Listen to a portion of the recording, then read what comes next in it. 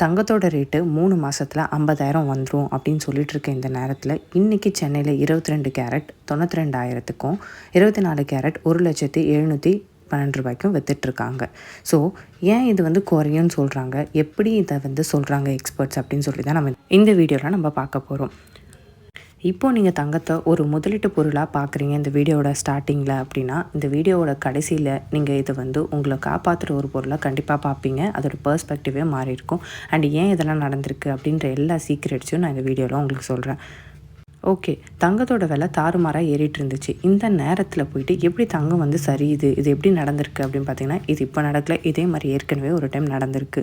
யூஎஸில் ஒரு பிரச்சனை நடந்து அங்கே வேலை இழப்பு எல்லாமே நடந்து காசு இல்லாமல் போனப்போ அப்போது பிரசிடெண்ட்டாக இருந்தவர் மக்கள்கிட்ட இருக்க எல்லா தங்க நகையும் எடுத்துகிட்டு நீங்கள் கவர்மெண்ட்டை கொடுக்கணும். அதாவது அதுக்கு மேலே நீங்கள் தங்கத்தை ஒழிச்சு வச்சுருந்தாலும் எது பண்ணாலும் உங்களை ஜெயிலில் தூக்கி போடுவோன்னும் போது ஒரு அவுன்ஸ் தங்கத்தை அவங்க $20 கொடுத்து வாங்கினாங்க.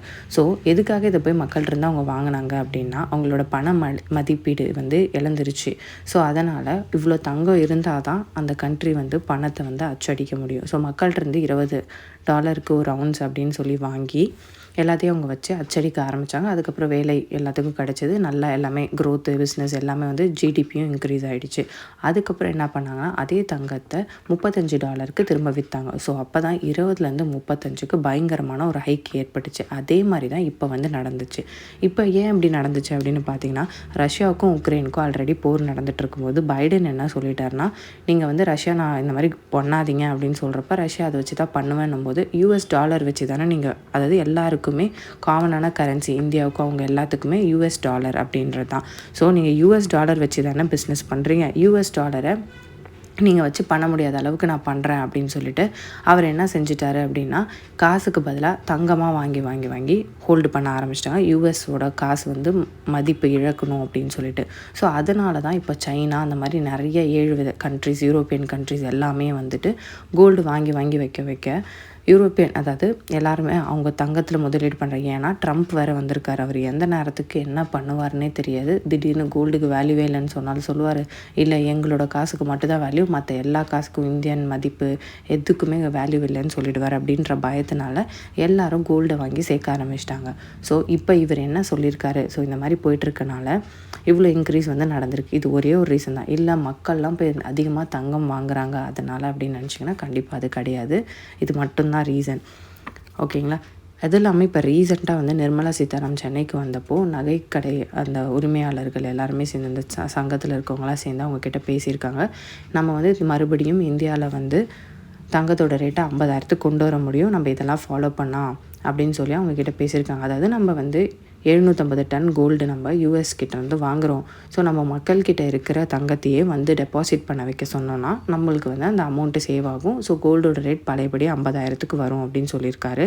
யாருன்னா இந்த சாந்தகுமார் அப்படின்றவர் நிர்மலா சீதாராமன் கிட்ட பேசியிருக்காங்க. அது என்ன சிஸ்டம் அப்படின்னு பார்த்தீங்கன்னா, நம்ம இந்தியாவுக்கு கொண்டு வர சொன்னது ஜிடிஎஸ் சிஸ்டம், அதாவது கோல்டு டெபாசிட் ஸ்கீம் அப்படின்னு. ஏன்னா நம்ம இந்திய மக்கள்கிட்ட எவ்வளோ இருக்குன்னா 2,400 டன் கோல்டு நம்ம வச்சுருக்கோம்.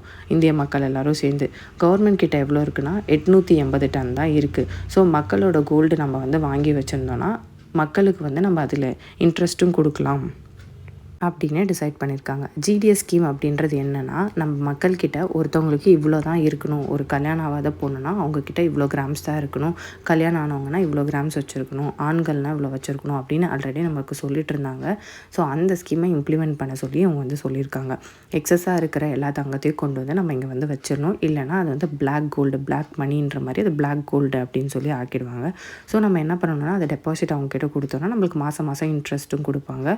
இந்த வேல்யூவை கவர்மெண்ட் காட்டி இந்தியாவோட மணி வேல்யூவை இன்க்ரீஸ் பண்ணிப்பாங்க. நம்ம எவ்வளோ வேணாலும் அச்சடிச்சுக்கலாம். அப்படின்னும் போது இந்தியாவில் தங்கத்தோட ரேட்டு 50,000க்கு வரும் அப்படின்னு சொல்லியிருக்காங்க. இதை தாண்டி அமெரிக்காவில் சைனாவுக்கு எதிராக அவங்க வரி விதிக்கிறேன்னு சொல்லியிருக்காங்க. சப்போஸ் அந்த வரி விதிப்பை குறைச்சிட்டாங்க அப்படின்னாலும் நம்மளுக்கு தங்கத்தோட ரேட்டு அதிகரிக்கும். வரி அதிகமாக போட்டாங்க அப்படின்னாலும் தங்கத்தோட ரேட் குறையும். ஸோ இந்த மாதிரி 2 சினாரியோஸ் வச்சு தான் ரேட்டு குறையும். நம்ம நிறைய பேர் நினச்சிப்போம், நிறைய பேர் தங்கத்தை போய் வாங்குறதுனால தான் விலை ஏறுதுன்னா அப்படிலாம் கிடையவே கிடையாது. இதை தாண்டி நீங்கள் கோல்டில் இப்போ இன்வெஸ்ட் பண்ணலாமா அப்படின்னு நீங்கள் கேட்டிங்கன்னா, எமர்ஜென்சியான ஒரு சுச்சுவேஷன், உங்களுக்கு கல்யாணம் இருக்குது, இப்போ ஏதோ பண்ணணும், ஒரு 6 மந்த்ஸில் இருக்குன்னா கண்டிப்பாக நீங்கள் இப்போ வாங்கிக்கலாம். இல்லை நான் ஒரு இன்வெஸ்ட்மெண்ட்டாக தான் பண்ணுறேன் அப்படின்னா நீங்கள் கண்டிப்பாக 3 மந்த்ஸ் வெயிட் பண்ணலாம். அதாவது மணியாக வச்சுட்டு மணி வேல்யூக்கு ஏற்ற மாதிரி நம்ம வந்து வாங்கிக்கலாம் அப்படின்னு தான் என்னோட ஐடியா.